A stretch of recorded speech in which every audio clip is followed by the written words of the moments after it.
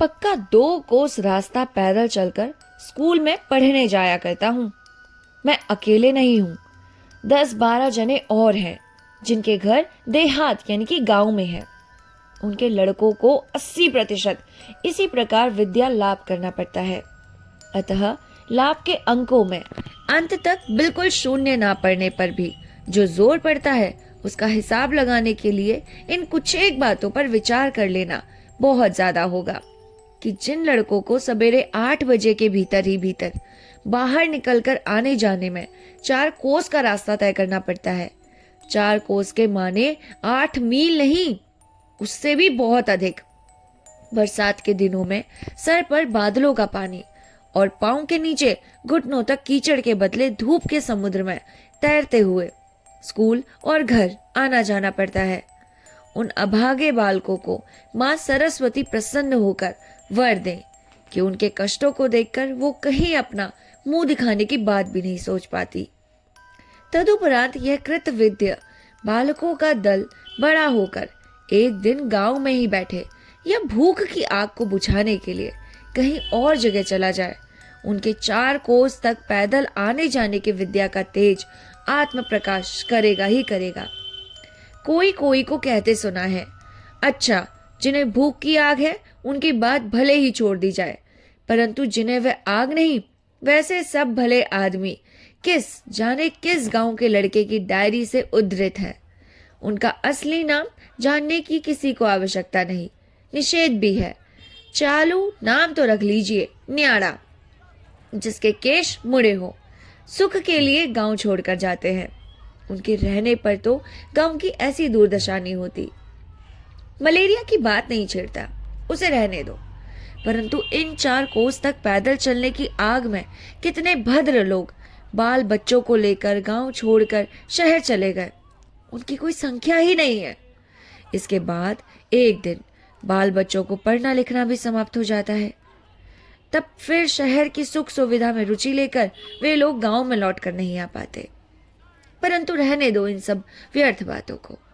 School जाता हूँ, 2 कोस के बीच ऐसे ही 2-3 गांव पार करने पड़ते हैं।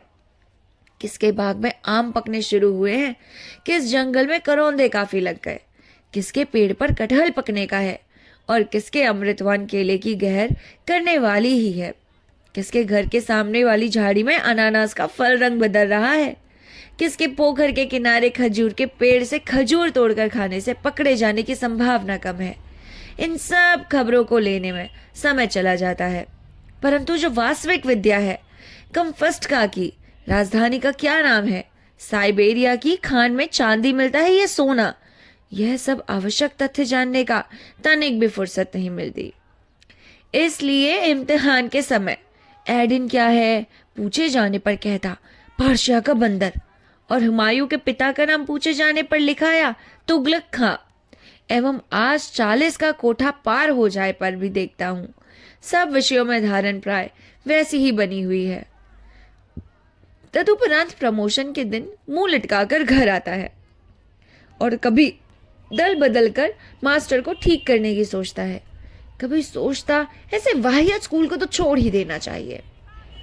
हमारे गांव के एक लड़के के साथ बीच बीच में स्कूल मार्ग पर भेंट हो जाया करती थी। उसका नाम था मृत्युंजय। मेरी अपेक्षा वो बहुत बड़ा था, 3री कक्षा में पढ़ता था। कब वह पहले पहल 3री कक्षा में चढ़ा, यह बात हम में से कोई नहीं जानता था। संभवतः वो पुरातत्वविदों की गणवेशा का विषय था, परंतु हम लोग इस 3रे क्लास में ही बहुत दिनों से देखते आ रहे थे। उसके 4थे दर्जे में पढ़ने का इतिहास भी कभी नहीं सुना। 2रे दर्जे से चढ़ने की खबर भी कभी नहीं मिली थी। मृत्युंजय के माता पिता भाई बहन कोई नहीं था। वह केवल गांव के एक और बहुत बड़ा आम कटहल का बगीचा और उसके बीच एक बहुत बड़ा खंडहर सा मकान और एक दूसरे के रिश्ते के चाचा। चाचा का काम था भतीजों को अनेक प्रकार से बदनामी करते रहना। बोलता था गांजा भी पीता है, ऐसे ही पता नहीं क्या क्या करता है। उनका एक और काम था यह कहते फिरना इस बगीचे का आधा हिस्सा मेरा है, नालिश करके दखल करने की भी देर है। उन्होंने एक दिन दखल भी अवश्य पा लिया, परंतु वह जिले की अदालत में नालिश करके ही, ऊपर की अदालत से हुक्म से। परंतु वह बात पीछे होगी। मृत्युंजय स्वयं ही पकाकर खाता, आमों की फसल में आम का बगीचा किसी को उठा देने पर उसका साल भर खाने पहनने का काम चला जाता और अच्छी तरह ही चल जाता। जिस दिन मुलाकात हुई उसी दिन देखा वो छिन्न भिन्न मैली किताबों को बगल में दबाए रास्ते के किनारे चुपचाप चल रहा था। उसे कभी किसी के साथ अपनी ओर से बातचीत करते नहीं देखा, अपितु अपनी ओर से बात हमेशा स्वयं हम ही लोग करते थे। उसका प्रधान कारण था कि दुकान से खाने पीने की चीजें खरीदकर खिलाने वाला गांव में उस जैसा कोई नहीं। और केवल लड़के ही नहीं, कितने ही लड़कों के बाप कितनी ही बार गुप्त रूप से अपने लड़कों को भेजकर उसके पास स्कूल की फीस खो गई है, पुस्तक चोरी चली गई इत्यादि कहलवाकर रुपए मंगवा लेता। इसे नहीं कहा जा सकता, लेकिन ऋण स्वीकार करने की बात तो दूर रही। उसके लड़के ने कोई बात भी की है, यह बात भी कोई बाप भद्र समाज में कबूल नहीं कर सकता। गांव भर में मृत्युंजय का ऐसा ही सुनाम था। बहुत दिनों से मृत्युंजय से भीत नहीं हुई। एक दिन सुनाई पड़ा वो मरा रखा है। फिर एक दिन सुना गया पाल पाड़े के एक बुढ़े माल ने उसका इलाज करने, उसकी लड़की विलासी की सेवा करके मृत्युंजय को यमराज के मुंह में जाने से बचा लिया। बहुत दिनों तक मैंने बहुत सी मिठाई का सदुपयोग किया था, मन ना जाने कैसा होने लगा। एक दिन शाम के अंधेरे में छिपकर उसे देखने गया। उसके खंडहर से मकान में दिवाली की बला नहीं है। स्वच्छता से भीतर घुसकर, स्वच्छंदता से भीतर घुसकर देखा, घर का दरवाजा खुला है। एक बहुत तेज दीपक जल रहा है। ठीक सामने ही तख्त के ऊपर धूरे उजले बिछौने पर मृत्युंजय सो रहा है।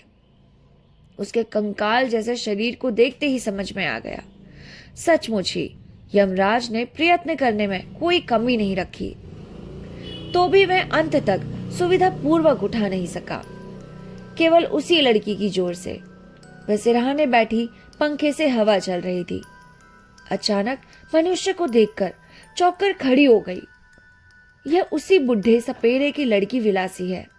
उसकी आयु 18 की है या 28 की, सो ठीक निश्चित नहीं कर सका, परंतु मुंह की ओर देखने भर से खूब समझ गया। आयु चाहे जो भी हो, मेहनत करते करते और रात रात भर जगते रहने से इसके शरीर में अब कुछ नहीं रहा। ठीक जैसे फूलदानी में पानी देकर भिगो रखे गए बासी फूल की भांति हाथ का थोड़ा सा स्पर्श लगते ही, थोड़ा सा हिलाते डुलाते ही झड़ पड़ेगा। मृत्युंजय मुझे पहचानते हुए बोले, कौन? न्याड़ा? हाँ, मृत्युंजय ने कहा। बैठो। लड़की गर्दन झुकाए खड़ी रही। मृत्युंजय ने 2-4 बातों में जो कहा उसका सार यह था कि उसे खाट पर पड़े 1.5 महीना हो चला है। बीच में 10-15 दिन वह अज्ञान अचैतन्य अवस्था में पड़ा रहा। अब कुछ दिन हुए वो आदमियों को पहचानने लगा है। यद्यपि अभी तक वह बिछौना छोड़कर उठ नहीं सकता, परंतु अब डर की कोई बात नहीं। डर की बात नहीं ना ही सही, लेकिन बालक होते हुए भी यह समझ गया कि आज जिसमें खाट छोड़कर उठने की शक्ति नहीं है, उस रोगी को इस बन के अकेले बीच अकेली लड़की, जिस लड़की ने बचा लेने का भार अपने ऊपर लिया है, वह कितना बड़ा गुरु भार है। दिन के बाद दिन, रात के बाद रात, उसकी कितनी सेवा, कितनी श्रूणा, कितना धैर्य, कितना रजत जगा है। यह बड़े साहस का काम है, परंतु जिस व्यक्ति ने इस असाध्य साधन को संभव कर डाला, उसका परिचय यद्यपि उस दिन नहीं हो पाया, लेकिन उस दिन दूसरे से पा लिया। लौटते समय लड़की एक दूसरे दीपक को लेकर मेरे आगे टूटी वाली दीवारों से अंत तक आई। इतनी देर तक उसने एक भी बात नहीं कही थी। इस बार धीरे से बोली, सड़क तक तुम्हें पहुंचा हूं क्या? बड़े बड़े आम के वृक्षों के साबी सारे बगीचे में जैसे एक जमा हुआ सा अंधकार लग रहा था। सड़क दिखाई देने की बात तो दूर, अपना हाथ तक दिखाई नहीं देता था। बोला, पहुंचाने की जरूरत नहीं, केवल दीपक दे दो। उसके द्वारा दीपक मेरे हाथ में देते ही उसके उत्कंठित चेहरे पर मेरी आंखें पड़ी। धीरे धीरे वो बोली, अकेले जाने में डरोगे तो नहीं? थोड़ा आगे पहुंचा दूं? एक स्त्री पूछ रही है, डरोगे तो नहीं? मन में चाहे जो भी हो, प्रत्युत्तर में ना कहकर आगे बढ़ गया। फिर उसने कहा, वन जंगल का रास्ता है, जरा देख देख कर पांव रखते जाना। मेरे शरीर में रोंगटे खड़े हो गए, परंतु इतनी देर बाद समझा वह उद्वेग किसके लिए था। वह उजाला दिखाती हुई इस जंगली रास्ते को पार कर देना चाहती थी। संभव है वह मेरा निषेध नहीं सुनती, साथ ही आती, परंतु पीड़ित मृत्युंजय को अकेला छोड़कर जाने को शायद उसका मन अंत तक तैयार नहीं हुआ। 20-25 बीघे का बगीचा था, अतः रास्ता भी कम नहीं था। इस भीषण अंधकार में प्रत्येक पांव शायद डरते डरते ही रखना पड़ता था, परंतु दूसरे ही क्षण उस लड़की की बात से सारा मन इस तरह आच्छन्न हो गया कि डरने का फिर समय ही नहीं मिला।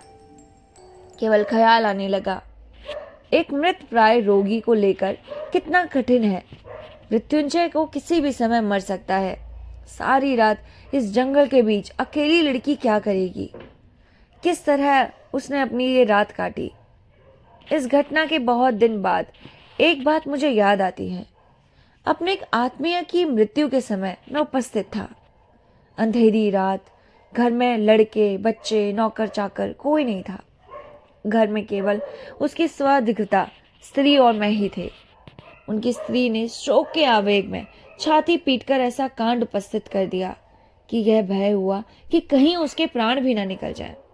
रो रो कर बार बार मुझसे पूछने लगी, वे जब स्वेच्छा के साथ ही साथ मर जाना चाहती है, तब सरकार का क्या है? उन्हें अब रत्ती भर जीने की इच्छा नहीं। इसे क्या वो लोग समझेंगे नहीं? उनके घर में क्या स्त्रियां नहीं हैं? वे क्या पत्थर हैं? यदि इसी तरह रात में गांव के 5 लोग यदि नदी के किनारे किसी जंगल के बीच उनके सहमरण सती होने का प्रबंध कर दे, तो पुलिस के लोग किस प्रकार जान सकेंगे? इसी तरह की कितनी ही बातें कही, परंतु मेरा तो और बैठे रहकर उनका रोना सुनने का काम नहीं चला सकता था। मोहल्ले को खबर देने की जरूरत है, अनेक वस्तुएं इकट्ठे करने की जरूरत है, परंतु मेरा बाहर जाने का प्रस्ताव सुनते ही प्रकस्थित हो गई। आंखें पोंछकर बोली, भाई जो होना था वो हो गया, अब बाहर जाने से क्या होगा? रात बीत जाने दो ना। बोला, बहुत काम है, ना जाने पर काम नहीं होंगे। वह बोली, काम रहने दो, तुम बैठो। मैं बोला, बैठने से काम नहीं चलेगा, एक बार खबर देनी ही पड़ेगी। कहकर पांव बढ़ाते ही वह चित्कार कर उठी, अरे बाप रे, मैं अकेले नहीं रह सकूंगी। अतः फिर बैठ जाना पड़ा। कारण तब समझ में आया, जिस स्वामी के जीवित रहते हुए वे निर्भरता पूर्वक 25 वर्ष तक अकेली घर में रही, उसकी मृत्यु को चाहे सह भी ले, उसके मृतदेह के समीप इस अंधेरी रात में 5 मिनट बैठना भी सहन नहीं हो सकता। छाती यदि किसी बात से फटती है तो इस मृत स्वामी के समीप अकेले बैठने से, परंतु उनके दुख को तुच्छ करके दिखाना भी मेरा उद्देश्य नहीं। क्या वो सच्ची नहीं थी? यह बात कहने का भी मेरा अभिप्राय नहीं है। क्या एक आदमी के व्यवहार से ही उसकी अंतिम मीमांसा हो सकती है? यह भी नहीं, परंतु ऐसी और भी अनेक घटनाएं जानता हूं, जिनका उल्लेख ना करने पर भी यह बात कहना चाहता हूं कि केवल कर्तव्य ज्ञान के जोर अथवा बहुत समय तक एक साथ घर गृहस्थी करने के अधिकार से ही इस भय का कोई स्त्री अतिक्रमण नहीं हो पाता। वह कोई और ही शक्ति है, जिसका बहुत से पति पत्नी एक साथ वर्षों तक घर गृहस्थी चलाने के बाद भी कुछ पता नहीं पाते, परंतु अचानक उसी शक्ति का परिचय जब किसी स्त्री पुरुष के निकट पाया जाता है, तब समाज की अदालत में मुलजिम बनाकर उन्हें दंड देना यदि आवश्यक हो तो हो, परंतु मनुष्य की जो वस्तु सामाजिक नहीं है, वह स्वयं तो उसके सुख दुख से चुपचाप आंसू बहाए बिना किसी प्रकार नहीं रह सकती। प्राय 2 महीने तक मृत्युंजय की खबर नहीं ली। जिन लोगों ने देहात को देखा नहीं है, उनका केवल रेलगाड़ी की खिड़की से मुंह बढ़ाकर देखा है। वे तो शायद आश्चर्यपूर्वक उठ कहेंगे, यह कैसी बात है? यह क्या कभी संभव नहीं हो सकता कि इतनी बड़ी बीमारी को आंखों से देख आकर भी 2 महीने के बाद भी उसकी खबर नहीं? उन्हें जताने के लिए यह कहना आवश्यक है कि यह केवल संभव ही नहीं हुआ, ऐसा ही हुआ करता है। किसी व्यक्ति की विपत्ति में मोहल्ला भर झुंड बांधकर उमड़ पड़ता है। यह उसकी एक जनश्रुति अवश्य है। पता नहीं वह सतयुग में गांव में थी या नहीं, परंतु इस काल में तो कहीं भी नहीं देखी, ऐसा याद नहीं पड़ता। तभी जब तक उसके मरने की खबर नहीं मिलती तब तक वह बचा हुआ है, यही ठीक है। इसी बीच अचानक एक दिन कान में पड़ा, मृत्युंजय के उस बगीचे के भागीदार चाचा शोर मचाते फिर रहे हैं कि गया गया गांव से इस बार रसातल में चला गया। नालते के मित्र कहलाकर समाज में अब वे अपने मुंह दिखाने योग्य नहीं रहे। नालायक एक सपेरे की लड़की से निगाह करके उसे घर ले आया। केवल निकाह नहीं, यह भी ना हो चूल्हे में जाए, उसके हाथ का भात तक खाया है। गांव के यदि इसका दंड ना दिया तो वन में जाकर ही रहना पड़ेगा। कोड़ोला और हरिपुर का समाज इस बात को सुनेगा तो इत्यादि इत्यादि। तब लड़के बूढ़े सभी के मुंह पर एक ही बात, ये क्या हुआ? कलयुग सच में लौट आया है। चाचा कहते फिरते, यह होगा, इसे बहुत लोग पहले से ही जानते थे, वो केवल तमाशा देख रहे थे। कहाँ का पानी कहाँ जाकर मरा अन्य था, यह कोई पराया नहीं, पड़ोसी नहीं, अपना ही भतीजा है। मैं क्या उसे घर नहीं ले जा सकता था? मुझे क्या डॉक्टर वैद्यों को दिखाने का सामर्थ्य नहीं? तब फिर ऐसा क्यों नहीं हुआ? इसे अब देख ले। परंतु अब तो चुपचाप नहीं बैठा जा सकता। यह तो मित्र वंश का नाम डुबा रहा है, गांव के मुंह पर जो कालिख लगी जा रही है। तब हमारे गांव के लोगों ने मिलकर जो काम किया, उसे सोचते ही मैं लज्जा से मर जाता हूं। चाचा चले नालते के मित्र वंश के अभिभावक बनकर, और हम 10-12 जने साथ चले। गांव के मुख पर कालिख न लगे, इसलिए मृत्युंजय के टूटे फूटे मकान पर जाकर सब उपस्थित हुए। उस समय शाम हो चुकी थी।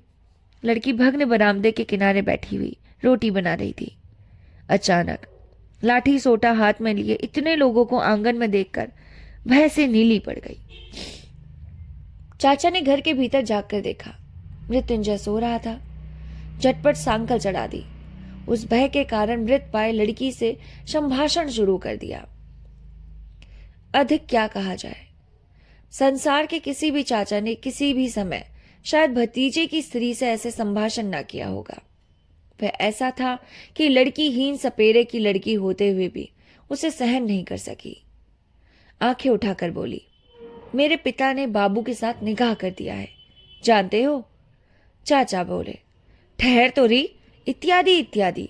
एवं साथ ही साथ 10-12 लोग वीर दर्प हुए हुंकारते हुए उसकी गर्दन पर टूट पड़े। किसी ने कान पकड़े, किसी ने दोनों हाथ पकड़े, एवं जिन्हें ऐसा सुयोग नहीं मिला वे भी निष्पेट रहे। कारण, संग्राम स्थल पर हम लोग कायरों की भांति चुपचाप खड़े रह सकते हैं।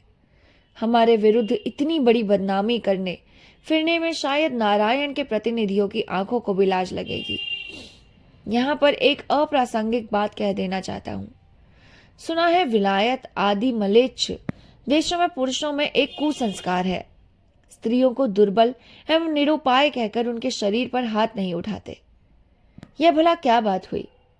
सनातनी हिंदू इस कुसंस्कार को नहीं मानते।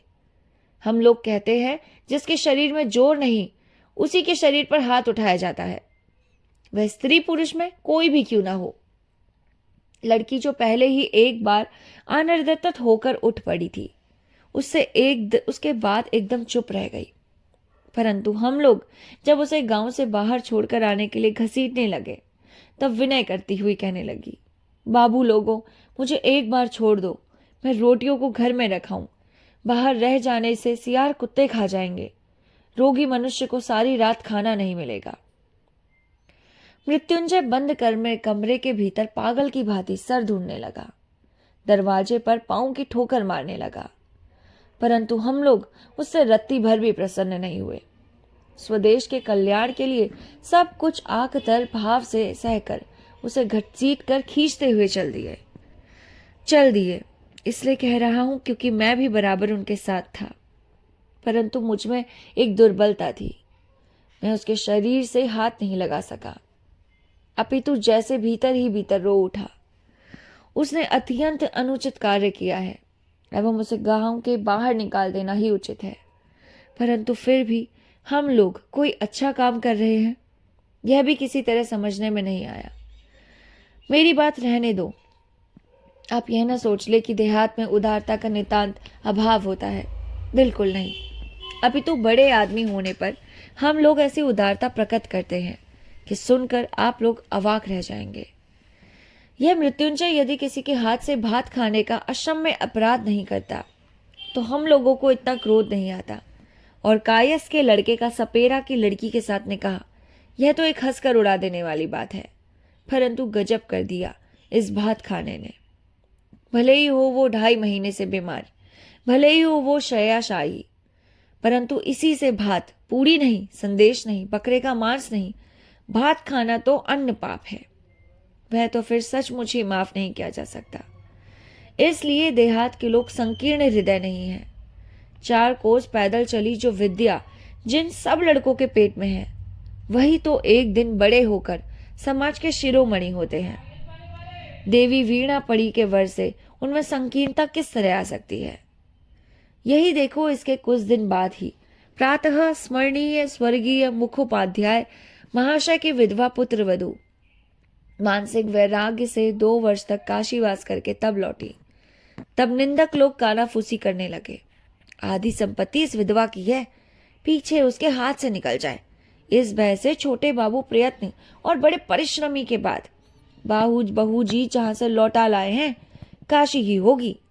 जो भी हो, छोटे बाबू ने अपनी स्वाभाविक उदारता से गांव की पंचायत पूजा में 200 रुपए दान देकर गांव के 5 ब्राह्मणों को दक्षिणा सहित उत्तम फलाहार देने के पश्चात प्रत्येक श्रेष्ठ ब्राह्मण के हाथ में जब एक एक कांसे का ग्लास देकर विदा किया, तब धन्य धन्य हो उठी। यही क्यों मार्ग में आते हुए बहुत से लोग देश एवं विदेश के कल्याण को निमित्त कामना करने लगे। ऐसे जो सब बड़े आदमी हैं, उनके घर घर में प्रतिमास ऐसे ही शुभ अनुष्ठान क्यों नहीं हुआ करते? परंतु रहने दो, हमारे महत्व की कहानियां अनेक हैं। युग युग से संचित होकर प्राय प्रत्येक ग्रामवासी के द्वार पर वे स्तूपाकार हो उठी। दक्षिण बंगाल के अनेक गांवों में बहुत दिनों तक घूमकर गर्व करने के योग्य बड़ी बड़ी घटनाएं प्रत्यक्ष देखी हैं। चरित्र बल में, धर्म बल में, सामाजिक बल में और विद्या के बल में शिकायत बिल्कुल पूरी हो गई है। अब केवल अंग्रेजों को कसकर गाली दे सका देश का उद्धार हो जाए। लगभग 1 वर्ष हो गया, मच्छरों का काटना और नहीं सहा गया। सन्यासी गिरी ने सबको इस्तीफा देकर घर लौट आया हूं। एक दिन दोपहर के समय 2 कोस पर मालपाड़े में होकर चला गया था। अचानक देखा एक झोपड़ी के दरवाजे पर मृत्युंजय बैठा है। उसके माथे पर गेरुआ रंग की पगड़ी, बड़ी दाढ़ी, केश, गले में रुद्राक्ष, कौड़ियों की माला। कौन कह सकता है यह हमारा वही मृत्युंजय है? कायस का लड़का 1 वर्ष के भीतर ही जाति खोकर एकदम भली भांति सपेरा बन गया है। मनुष्य कितना जल्दी अपना 14 पुरखों की जाति को विसर्जित कर एक अन्य जाति में चला जाता है। यह एक आश्चर्यजनक घटना है। ब्राह्मण का लड़का महत रानी के साथ विवाह कर मेहतर हो गया और उनका व्यवसाय अपना लिया। आप शायद सब लोगों ने सुना होगा, मैंने श्रेष्ठ वाहन ब्राह्मण के लड़के को एंट्रेंस पास करते लेने के लिए डोम की लड़की से विवाह कर डोम बन जाने देखा है। इस समय वह सूप डलिया बनाकर बेचा करता है, सुअर चराता है। भले कायस के लड़के को कसाई की लड़की के साथ विवाह कर कसाई होते हुए भी देखा है। आज वह अपने हाथ से गाय काट कर बेचता है। उसे देखकर कौन कह सकता है किसी समय वो कसाई से भिन्न कुछ और होगा, परंतु सबका वही एक कारण है। मैं तभी तो सोचता हूं, इस प्रकार जो आसानी से पुरुष को खींचकर नीचे गिरा सकती है, वे क्या उसी प्रकार हंसते खेलते ऊंचा नहीं चढ़ा सकती? जिन ग्रामवासी पुरुषों की प्रशंसा के लिए आज पंचमुख हो उठा हूं, यह गौरव क्या केवल अकेले उन्हीं को मिलना चाहिए? क्या अपने ही बल पर वे इतनी जल्दी नीचे की ओर गिरते चले जाते हैं? अंदर की ओर से क्या उन्हें तनिक भी उत्साह, तनिक भी सहायता नहीं मिलती? परंतु रहने दो, जोश में आकर शायद अनाधिकार चर्चा कर बैठूंगा। मुझे कठिनाई आ ही पड़ी है कि मैं किसी भी तरह भूल नहीं पाता कि देश के 90% नर नारी इन गांव में रहकर ही मनुष्य बनते हैं। इसलिए हम लोगों को कुछ करना ही चाहिए। खैर, कह रहा था कि देखकर कौन कह सकता है कि यही मृत्युंजय है, परंतु मुझे उसने खातिर करके बिठाया। विलासी पोखर के पास पानी पिलाया। मुझे देखकर वह बहुत खुश होकर बार बार कहने लगी, तुम्हारे ना आने से वे लोग रात में मुझे मार डालते। मेरे लिए ना जाने तुमने कितनी मारें खाई होंगी। बातों ही बात में सुना, दूसरे दिन से ही वे यहाँ आकर क्रमशः घर बनाकर रहने लगे हैं एवं सुखी हैं कि बात मुझे बताने की आवश्यकता नहीं थी। केवल उन लोगों के चेहरे की ओर देखकर मैं ही समझ गया। तो भी सुना, आज कहीं से उन्हें सांप पकड़ने के लिए बयान आया है, तैयार बैठे हैं। मैं भी उनके साथ जाने के लिए उछल पड़ा। बचपन से ही मुझे दो बातों का बड़ा शौक रहा, एक तो गोखुरा काला सांप पकड़कर पालना, दूसरा मंत्र सिद्ध करना। सिद्ध होने का उपाय अब तक ढूंढ कर भी नहीं निकाल सका था, परंतु मृत्युंजय को उत्साद के रूप में पा लेने की आशा से आनंद से उत्फुल्ल हो उठा। अब वह अपने सुप्रसिद्ध ससुर का सिद्ध है, अतः बड़ा आदमी है। मेरा भाग्य अचानक ऐसा चमक उठेगा, यह कौन सोच सकता था। परंतु बड़ा काम है, यह भय का भी, कहकर पहले उन दोनों ने आपत्ति की। मैंने ऐसी जिद पकड़ ली कि महीने भर के भीतर ही मुझे शादीर्घ बना देंगे। सांप पकड़ने का मंत्र और तरकीब सिखाकर एवं भुजा में औषधियों वाला एक ताबीज बांधकर बकायदा सपेरा बना दिया। मंत्र क्या था जानते हैं? उसका अंतिम भाग मुझे याद है। ओरे केवट तू मनसा का वाहन, मनसा देवी मेरी माँ, उलट पुलट पातार फेर, ढोंडों का विष ले लुआ, अपना विष ढोंडा को दे दे, दूध राज मणिराज, किसकी आज्ञा से? विष हरि की आज्ञा से। इसका अर्थ क्या है मैं नहीं जानता, कारण जो इस मंत्र से सृष्टा सृष्टि थे अवश्य ही कोई ना कोई थे, उनका साक्षात्कार भी कभी नहीं मिला। अतः एक दिन इस मंत्र की सत्य मिथ्या की चरम मीमांसा हो गई, परंतु जब तक नहीं हुई तब तक सांप पकड़ने के लिए मैं चारों ओर प्रसिद्ध हो गया। सब लोग कहने लगे, हाँ न्याड़ा एक गुणी आदमी है। सन्यासी वेश की कामाख्या जाकर सिद्ध हो गया। इतनी आयु में इतना बड़ा उस्ताद बन जाने से घमंड में भरकर मेरे पांव ही धरती पर नहीं पड़ते, यह हालत हो गई। विश्वास नहीं किया केवल 2 व्यक्तियों ने। मेरा जो गुरु था वह तो अच्छी बुरी बात नहीं कहता था, परंतु विलासी बीच बीच में मुंह बिचाकर हंसती हुई कहती, ठाकुर ये सब भयंकर जानवर है, जरा सावधानी से हिलाए डुलाए करो।